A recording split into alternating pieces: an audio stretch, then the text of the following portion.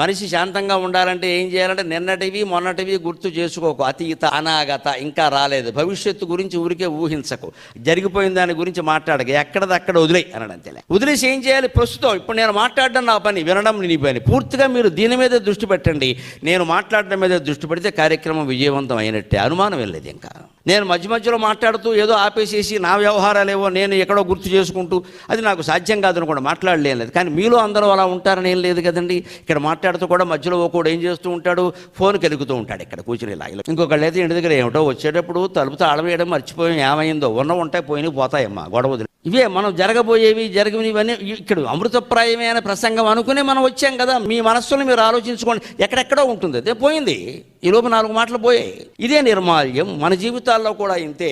రాత్రి మంచం ఎక్కి పడుకున్నాము అంటే వెంటనే తెల్లారితే నమస్కారం అమ్మా, తెల్లారకపోతే ఇదే నమస్కారం, సెలవు, అమ్మవారికి చెప్పాల్సిందే. ఇంత ధైర్యం ఉండాలి మనస్సులో.